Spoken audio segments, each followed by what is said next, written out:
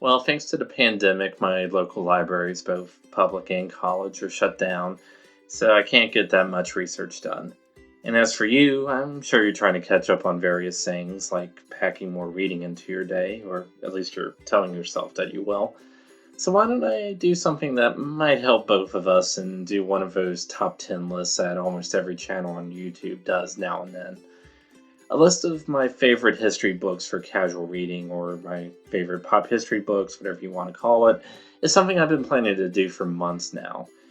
And now seems like the perfect time to finally get around to it. With the exception of the first and the last on the list, there really isn't a particular order here. These are all books I'd recommend to people who aren't big history buffs, and in a few cases, I'd even recommend these books to people who think history is boring. There are disclaimers that should be obvious, but I still feel like I have to address them before I jump in. First, sadly, I'm not Jamie Maddox, and popular history is a massive, massive field that's growing every month. So, believe me, there's a lot of fairly recent books that have gotten great reviews that I just haven't had the time or opportunity to read. Also, I studied European history in grad school, and even before then, that was where most of my interest in history leaned toward. So, this list is going to go in the direction of the old world. As a result of all these factors, this is going to be an even more personal and subjective list than top 10 Futurama episodes or top 5 movies involving dissociative identity disorder or whatever. Second, while I try to have very broad interests when it comes to history, there are just certain areas of history and specific subfields that I really can't muster that much interest in. So, if for some reason you're watching this and hoping I recommend something about the American Civil War, or that involves economic history or military history, well, let me go ahead and disappoint you now. With all that out of the way, why don't we get started? Number 10. Karen Armstrong, The History of God, The 4,000-Year Quest of Judaism, Christianity, and Islam. The history of God is about, well, the history of God.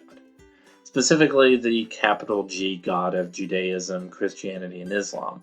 Although Armstrong also does give some space to the concept of the divine in ancient Mediterranean polytheism, Greek philosophy, and Buddhism. To be honest, I almost didn't include the book on this list. Don't get me wrong, Karen Armstrong is a great writer and historian, but even though this book often appears on lists of must-read popular histories, I'm not sure if I would count this book as purely popular history, unlike even a few of Armstrong's other books. It more occupies that gray nebulous space between popular and academic, popademic, or acular, or whatever you call it.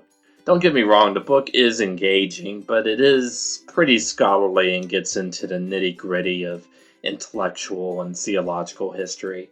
If you just want a book that gives you a look at the development of the general idea of God and how that affected history, this honestly is the book for you. This is very much a chronology about how various religious thinkers and movements in the different monotheistic traditions of the so-called West wrestled with the idea of God.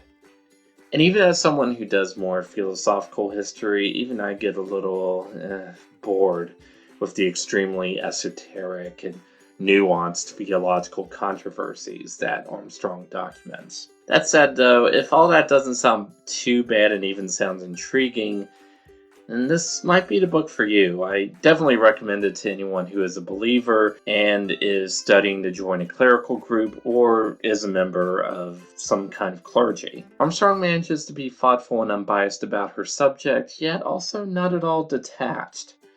To be honest, though, I'm still a little bothered by her matter-of-fact statement that there have been no great works of literature in the Western canon that deal with supernatural themes since Paradise Lost. Really, Karen? I mean, I love Paradise Lost as much as the next English major, but still. Number 9.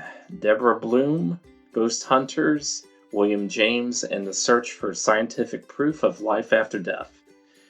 If, like me, you love history and have any degree of interest in the paranormal, then I think this book might be a must for your next library haul or bookstore splurge. The subtitle is a little misleading because while William James, brother to the much more famous writer Henry James, is the focus of the book, Bloom's narrative is really about the founding of the Society for Psychical Research in Britain. Annoyed by both militantly skeptical scientists as well as the con artists passing themselves off as psychic mediums, the society was founded by scientists in 1882 to genuinely investigate paranormal reports using scientific methodology. The book is full of anecdotes about how the members of the society went about busting frauds, while also coming across incidents that do not quite fit in a strictly materialist worldview, yet which stand up to rational scrutiny. In addition, we get in-depth looks at the society's founding members' lives and their different perspectives and personalities. And if that's all there was to the book, it would still be interesting. But it also dives into the history of science, like the origins of the science versus religion debate, as well as the existential implications scientific developments like new theories about the age of the planet and the debate in the press over Darwin's theory of evolution had for the general public. Bloom keeps the story of the Society for Psychical Research firmly tethered to this larger narrative, while also keeping a good balance between the two. So even if anyone mentioning ghosts gets your eyes rolling or makes you think only about the worst Travel Channel ghost hunting shows, there might still be something for you here. In fact, I'd recommend this book to even the most ardent skeptic if they have any interest at all in the history of modern science or just Victorian Anglo-American culture. Number 8. Jack Weatherford, The Secret History of the Mongol Queens, How the Daughters of Genghis Khan Rescued His Empire. To be honest, I haven't read Jack Weatherford's other better-known book about Genghis Khan and the Making of the Modern World, but I think this book stands on its own. It's about how Genghis Khan entrusted his daughters with diplomatic, political, and even military responsibilities for his huge empire. Later, it was Khan's daughters-in-law and granddaughters-in-law who practically ran the empire after the death of Genghis Khan's son and successor. However, the power of the women in the Mongolian Empire was constantly challenged and eventually went into decline. Weatherford even convincingly argues that one of the main primary sources for the history of Genghis Khan and his empire, The Secret History of the Mongols, shows physical signs of being edited in such a way as to erase the accomplishments of Mongolian women. Luckily, however, praise and acknowledgement of them survived in the popular memory of the Mongolian people. Sadly, it's a not uncommon story in history. A marginal culture in which women had significant rights and political influence suddenly finds itself in charge of a vast, wealthy empire, and then those women lose their former power and even many of their freedoms. It's a story that Weatherford tells beautifully, but with an optimistic ending. As much as men might try to erase the memory of women's power, they rarely succeed. This is the first book on the list I'd recommend even to people who don't like, or rather, don't think they like history. Give it a try. Number 7. Louis Crompton, Homosexuality and Civilization. I had to add this book because it's actually one of the most influential books in my life. For better or for worse, I read this book when I entered grad school, and it inspired me to focus on the history of gender and sexuality. Also, it convinced me that no matter what the radical social constructionists say, people have realized that there are certain individuals who have an innate desire for the same sex throughout history, rather than just after some point in the 19th century. But I make that case in another video. Be sure to click the note to see it. Although the book mainly focuses on Europe and the Americas, it does take something of a global perspective with chapters on Islam, China, and Japan. The book's biggest flaw, especially from the perspective of our more woke era, is that it's not really a global history, and it leaves out regions like pre-colonial sub-Saharan Africa, India, and Polynesia. Also, Islam is only talked about in one subchapter, limited mainly to Islamic Spain, and China and Japan are discussed in only one chapter each. But I don't judge Crompton too harshly for this, because a historian is always limited by their sources and areas of expertise. Although a good world history of same sex love would be nice. That said, though, this book is full of references to obscure literary sources, like the medieval text claiming that when Jesus returns, all sodomites on the planet will explode, or the unpublished book by the British philosopher Jeremy Bentham that argued for decriminalizing homosexuality even in the 18th century. On top of being a great read, Homosexuality and Civilization is a resource I keep coming back to for my own research, even so many years after I first picked it up on a whim at a college bookstore. Number 6, Francine Duplessis-Goulet, At Home with the Marquis de Sade. Without a doubt, this is one of my favorite biographies, and one I revisit every now and then. Of course, it helps that it's about a writer I'm endlessly obsessed with, Sade. Ostensibly, the book is really about the two biggest women in Sade's life, his wife, Renée Pelage, and his mother-in-law, Madame de Montreux, who was the person mainly responsible for his nearly lifelong bouts of imprisonment. While it does give a lot of attention to these women, it's really a straightforward biography. But out of the 3 biographies I've read about Sade, it's by far the best, and the only one that I choose to revisit.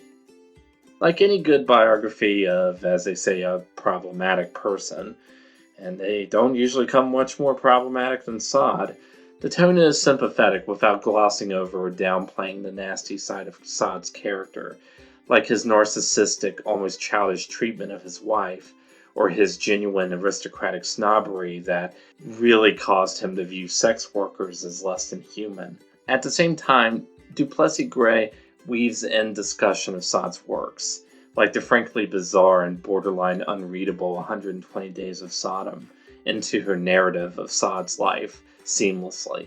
Even if you're not enchanted by the divine Marquis, like I am, if the subject of his life and works interest you at all, or even if you don't understand him or his appeal and would like to investigate, this book definitely has my seal of approval. Number 5, Michael Scott, From Democrats to Kings, The Brutal Dawn of a New World from the Fall of Athens to the Rise of Alexander the Great. As you can tell from the title, this book looks at probably one of those questions ancient history buffs probably didn't even realize they had. How exactly did the ancient Mediterranean world go from being full of at least sort of republican city-states to being dominated by large multinational monarchies? From Democrats to Kings manages to tell the complex story of massive political, social, and cultural change, with a cast of dozens of historical players, with all the verve of good historical drama. That's not bad when you're talking about a period of ancient history that tends to get glossed over even by experts. In fact, Scott does such a good job of getting the reader into his story without any knowledge of ancient Greek history beforehand. I'd even recommend this one to people who wouldn't call themselves a history buff, even if you had a Spartan spear to their chest. Number 4, Matthew Restall, 7 Myths of the Spanish Conquest. Now, this one might be a harder sell because it's not a biography or even a straightforward narrative. Still, though, I always pitch this book to people who are curious about history but still operate under the misconception that history is just a pile of facts and dates, or that you can't really rely on history because it's all lies written by the winners. Instead, I would say this book is a straightforward and powerful example of what historians actually do, and why their work is vitally important. It's just an excellent work of historical myth-busting that you don't need a degree in history to appreciate. Also, it's just an excellent intro to Latin American history. If you or someone you know has any interest in the subject, but doesn't quite know where to start. John D. Bergamini, The Spanish Bourbons, The History of a Tenacious Dynasty. Okay, so if any of you follow me on social media, you know my politics go pretty far in the leftist direction, at least by American standards. So this may be surprising, but oh my god, you guys, I just love the history of royal dynasties. There's just something about the intersection of the personal and the political the way power shapes and warps personalities and family relationships, that scratches my itch. I didn't want to include more than one of any type of history, but if I had to boil these types of books down to one, it would be this one. Bergamini tells a saga that began with a French royal who wound up placed on a foreign throne when he was just a teenager who couldn't even speak the native language, and ends his story with the descendants becoming the only monarchy that was restored in the 20th century. Along the way, you can enjoy accounts of royals like Philippe V, who became so delusional he sometimes thought he was a frog, Carlos IV, who had an understanding with his queen, who was in a relationship with the prime minister, and Isabel II, who was, to steal and paraphrase a tagline for the movie Music Lovers, a nymphomaniac married to a homosexual. So if you just think of it as General Hospital but with dysfunctional royals and the fate of an entire nation at stake, you might have the right idea. Admittedly, though, this is the most obscure book on the list. It's not available as an audiobook, and it's not all that common in libraries, but you can snag used copies pretty easily off 8books and Amazon. And if any of this sounded interesting to you, it's pretty much worth it. Number 2, Antonia Fraser, The Six Wives of Henry VIII. It's not even the only book with the title Six Wives of Henry VIII, but I still absolutely believe it's the best one. Written by Antonia Fraser, who is, for my money, one of the greatest popular historians of all time, The Six Wives of Henry VIII manages to prove that each of the women were strong and assertive in their own ways, but very much in the context of their own time. Fraser's eye for detail and her skill at teasing out her subjects' personalities and quirks are undeniable. I especially like how she makes the case that there was much more to Catherine Parr, Henry VIII's quiet Protestant last wife, than the traditional image of the submissive, pious woman. Fraser makes the book more than just about the lives of 6 queens, but a case study in the various ways women who weren't born queens had to navigate the halls of power in an intensely patriarchal society, and how they sometimes succeeded, and how they sometimes failed at the cost of everything, even their heads. Now, before we get to my number 1 pick, let me do a few honorable mentions and even one dishonorable mention. Mary Beard, SPQR, A History of Rome. I very nearly put this one on my list, with all due respect to Mary Beard, who I absolutely love as a writer, a historian, and a human being. I decided I should only put one book on my list that dealt with ancient history, and I just had to pick From Democrats to Kings. That said, though, if you want to read a history of Rome from its founding to the end of its 2nd century golden age that at least touches on every aspect of its political, social, and cultural history, this is the book. Walter Henry Nelson, Soldier Kings, The House of Hohenzollern. Much like the Spanish Bourbons, this is a book that presents the history of a dynasty. In this case, the Hohenzollerns, who went from being the rulers of the Duchy of Brandenburg to the Kingdom of Prussia to the Empire of Germany. It's well written, and the subject is almost as interesting, if not quite as salacious, as the story of the Spanish Bourbons.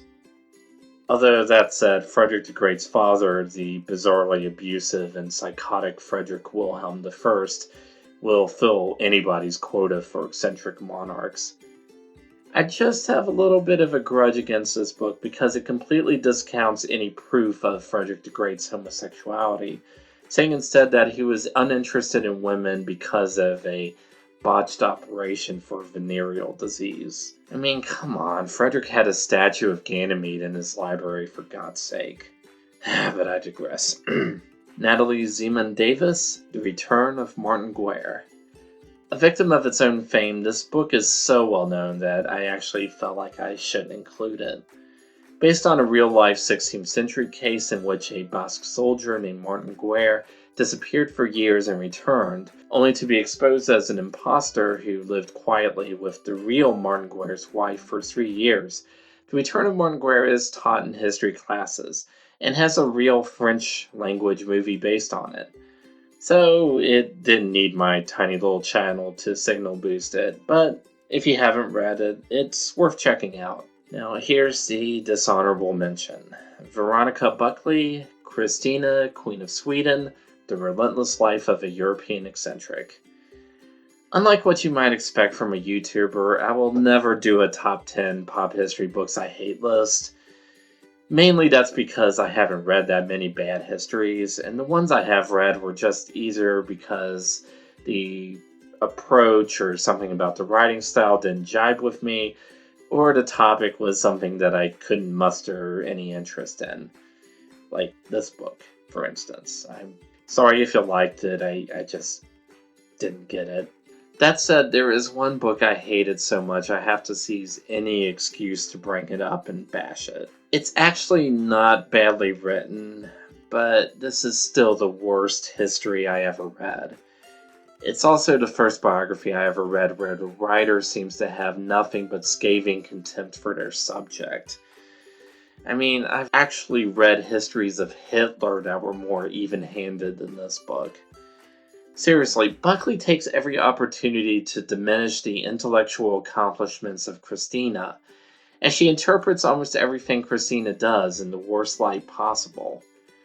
Also, even though Christina is one of the most famous lesbian or bisexual figures in history, Buckley spends more time talking about the details of Christina's coronation as queen than she does her sexuality. And I mean this literally. You can see it from the index.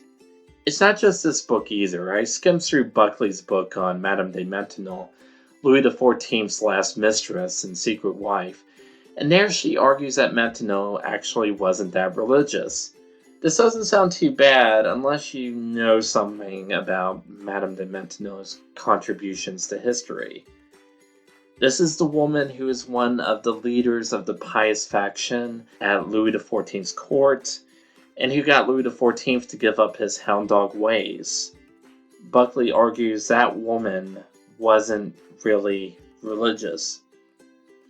So in conclusion, if you see someone reading a Veronica Buckley book, grab it from them and throw it out the nearest window in the most melodramatic way possible. Now, let's get back to the positive. Number 1, Donald M. Nicol, The Last Centuries of Byzantium.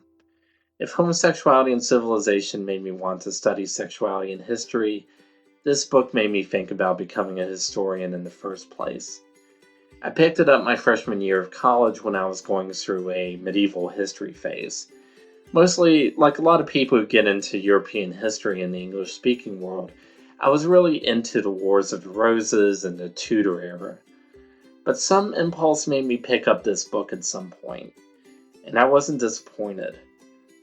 Like any great pop history, it stirs in the historical analysis with the story of how the Paleologos dynasty managed to steer the already rickety ship of the Byzantine Empire into disaster so well, you never feel like you're not reading some kind of tragic narrative a great writer might have invented, instead of real history.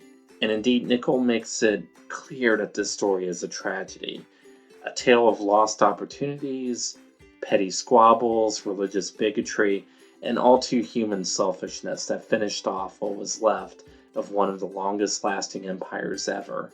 But it really isn't just the story of bad behavior by the Paleologoi, who among other things had a horrible habit of brawling with each other over an empire that was crumbling into nothingness.